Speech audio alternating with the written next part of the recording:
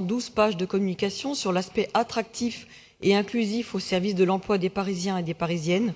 Vous parvenez à vous attribuer les résultats positifs du taux de chômage à Paris par une politique ambitieuse en faveur de l'emploi que vous mèneriez, politique dont vous n'êtes pas responsable puisque la ville n'a pas cette compétence.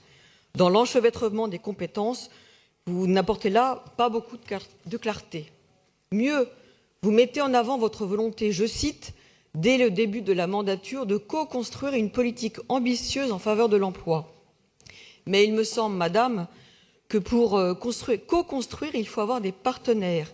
Et qu'en la matière, les partenaires compétents sont l'État et la région Île-de-France.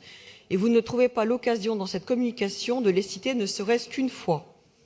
Pourtant, en matière de dynamique et de vision, c'est bien dans cet esprit que nous devrions travailler. Cela dit, je voudrais pourtant saluer l'action menée pour l'inclusion et la réinsertion des personnes les plus éloignées de l'emploi, action menée pour la constitution d'un véritable laboratoire d'expérimentation, de politiques innovantes et au plus près des besoins. Je pense bien sûr aux conciergeries solidaires, à l'instar de Lulu dans ma rue, au dispositif Premières Heures avec Emmaüs Défi que vous avez cité, ou encore Convergence. Je pense aussi au dispositif Tapage, soutenu par la Fédération Addiction et la mission interministérielle de la lutte contre les drogues. À cet égard, la ville est pleinement dans son rôle en exerçant ses compétences. L'État a d'ailleurs distingué ces pratiques dans le cadre de l'élaboration de la stratégie nationale de prévention et de lutte contre la pauvreté, dont les axes majeurs sont la prévention et l'accompagnement.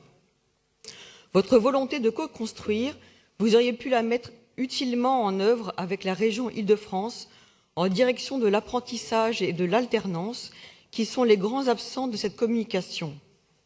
L'apprentissage demeure pourtant l'une des clés de l'emploi des plus jeunes et une voie d'accès efficace au marché du travail, tandis que 62% des apprentis trouvent un travail après leur formation. Votre volonté de co-construire, vous auriez pu la mettre utilement en œuvre avec la Chambre de commerce et d'industrie d'Île-de-France pour l'accompagnement de la région Île-de-France dans le redéploiement de leurs compétences, puisqu'au 1er janvier 2020, la région verra ses compétences en matière d'orientation et d'information étendues.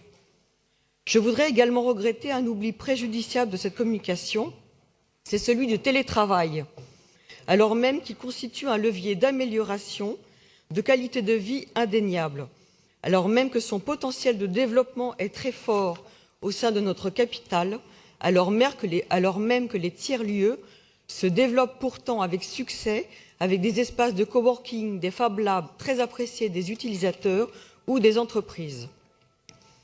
Enfin, et parce qu'il ne peut plus être envisagé de développer des initiatives de politique publique sans mettre en place les critères d'une évaluation, je voudrais également regretter pour les initiatives prises telles que le dispositif Territoire zéro chômeur de longue durée, qui a déjà permis le recrutement de 40 personnes en CDI, ni le coût global, ni la nature des emplois n'ont été explicités. En conclusion, sans nier l'implication de la ville pour promouvoir l'attractivité de la métropole, c'est par une meilleure coopération avec la région que la ville pourrait apporter sa contribution dans l'élaboration du schéma régional de développement économique, d'innovation et d'internationalisation qui définit les orientations en matière d'aide aux entreprises, d'attractivité du territoire et du développement de l'économie solidaire. À cet égard, je m'étonne de l'absence ce matin de votre adjoint en charge du développement économique et de l'attractivité, M. Missika. Que chacun joue son rôle, venez-vous de dire. C'est exactement ce que nous vous demandons en laissant aux entreprises les moyens d'innover, de créer et de partager de la valeur. Que chacun joue son rôle, c'est également ce que nous vous demandons en travaillant main dans la main avec la métropole du Grand Paris et avec la région Île-de-France pour établir un véritable écosystème pour répondre de façon plus pertinente aux emplois de demain. Construire ensemble, accompagner, anticiper, voilà les axes auxquels le groupe UDI Modem restera particulièrement attentif dans les prochaines années pour Paris. Je vous remercie.